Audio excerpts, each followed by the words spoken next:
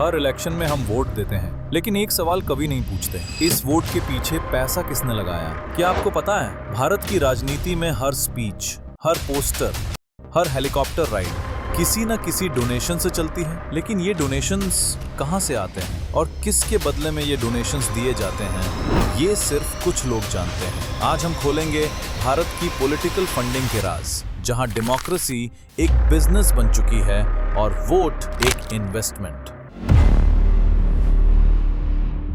Politics power का game है और पावर को चलाने के लिए चाहिए पैसा।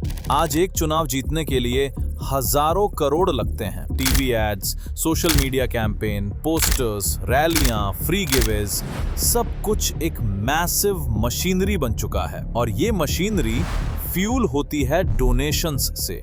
लेकिन ये दान भक्ति नहीं होती, ये होती है इन्वेस्टमेंट। एक बिजनेसमैन नेता को पैसा देता है और बदले में मिलता है कॉन्ट्रैक्ट, फेवर या साइलेंस।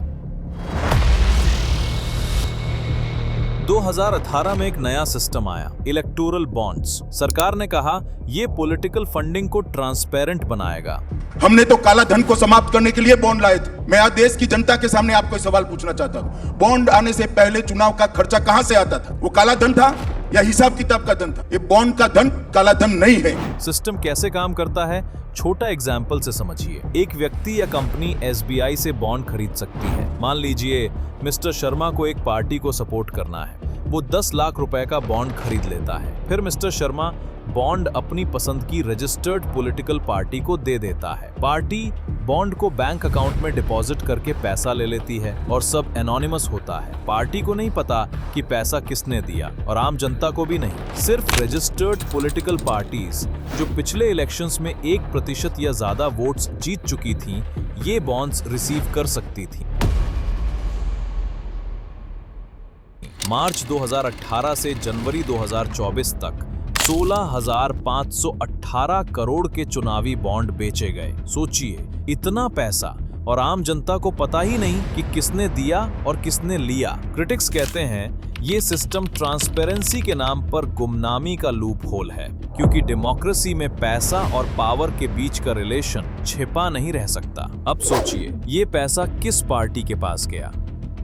2019 से 2024 के बीच पॉलिटिकल पार्टीज ने इन कैश किए 12,769 करोड़ रुपए के इलेक्टोरल बॉन्ड्स, जिसमें बीजेपी ने लिए 6,060 करोड़ रुपए, लगभग आधा टोटल डोनेशंस का। तृणमूल कांग्रेस ने लिए 1,609 करोड़ रुपए, कांग्रेस ने लिए 1,422 करोड़ रुपए। और ये पैसा किसने दिया, आम जनता को पता नहीं। डोनर्स एनोनिमस थे। कंपनीज और वेल्दी इंडिविजुअल्स ने पैसा दिया पर नाम छिपा रहा। यही है हिडन एम्पायर का असली फेस। पैसा और पावर साथ और आम जनता का वोट सिर्फ एक छोटा हिस्सा है।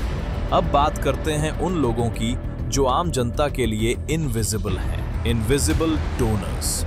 इलेक्टोरल बॉन्ड्स के जरिए पैसा मोस्टली कंपनीज और वेल्दी इंडिविजुअल से आता है। मार्च 2018 से जनवरी 2024 तक 96% पैसा कॉर्पोरेट डोनर्स से आया, सिर्फ 3 से 4% इंडिविजुअल्स से। जब फंडिंग का इतना बड़ा हिस्सा कॉर्पोरेट्स के हाथ में हो तो सवाल उठता है कि आवाज किसकी सुनी जाएगी, जनता की या कॉर्पोरेट फंडर्स की? तो चलिए इस सवाल का जवाब खोजते हैं।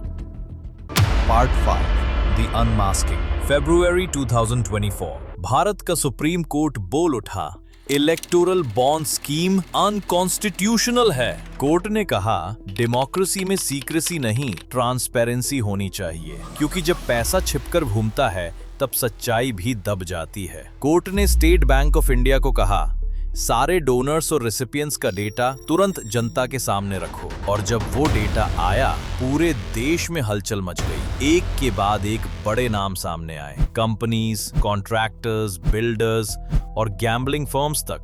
Megha engineering, Vedanta group, future gaming, Haldia energy, केकी venture group, quick supply chain, सबने करोड़ों के बॉन्ड्स खरीदे। और ये सिर्फ रैंडम डोनेशन नहीं थे, ये थी एक पूरी गिव एंड टेक चेन। ऐसे ही Megha engineering and infrastructure limited (MEIL) ने लगभग 1200 करोड़ रुपए के आसपास डोनेशन दिया। कुछ महीनों बाद उन्हें डजन्स ऑफ गवर्नमेंट प्रोजेक्ट्स मिले, मेट्रो निर्माण, पावर प्लांट्स और इवन वाटर सप्लाई कॉन्ट्रैक्ट्स। इसे कहते हैं पैसा का इन्वेस्टमेंट इन पावर। एक और केस, फ्यूचर गेमिंग, जो गैम्बलिंग इंडस्ट्री में है। उन्होंने 1300 करोड़ रुपए से ज्यादा बॉन्ड्स खरीदे और इंटरेस्टिंगली टैक्स इन्वेस्टिगेशंस में भी उनका नाम आया। फिर भी वो मेजर पॉलिटिकल डोनर निकले ताकि गवर्नमेंट उनके फेवर में कुछ पॉलिसीज से सपोर्ट करे। डेटा ये भी दिखाता है रूलिंग पार्टी को मिला ओवर 6000 करोड़ रुपए,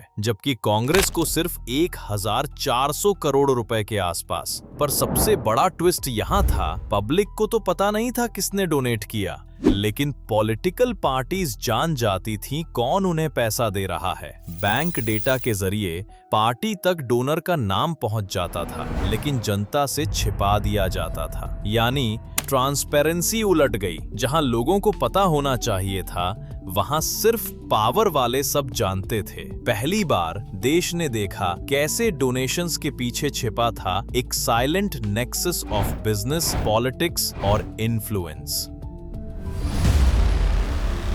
16,518 करोड़ रुपए। अगर ये पैसा लोगों के लिए लगाया गया होता तो देश में बन सकते थे सरकारी अस्पताल या फिर 10 लाख छात्रों के लिए स्कॉलरशिप। लेकिन ये पैसा गया पोस्टर्स, हेलीकॉप्टर्स और रैलियों में। जब एक बिजनेसमैन डोनेशन देता है, वो चैरिटी नहीं करता, वो इन्वेस्टमेंट करता है। और जब सिस्टम में पैसे का रुख इतना एक तरफ हो जाए तो डेमोक्रेसी सिर्फ एक बिजनेस बन जाती है। आज इलेक्टोरल बॉन्ड्स बंद तो हो गए, लेकिन सिस्टम अब भी वही है। नए तरीके, नए नाम, लेकिन पुराना गेम। अब सवाल ये है, क्या हम डेमोक्रेसी के असली शेयर्स होल्डर्स बनेंगे या सिर्फ एक ऑडियंस बनकर देखते रहेंगे? ये कहानी खत्म नहीं हुई, अभी तो देश को जागना बाकी है। न जाने ऐसी कितनी नीतियां हैं जिनके बारे में हम जानते तक नहीं। सब्सक्राइब करो ताकि हम हर छुपी हुई सच्चाई आपके सामने ला सकें।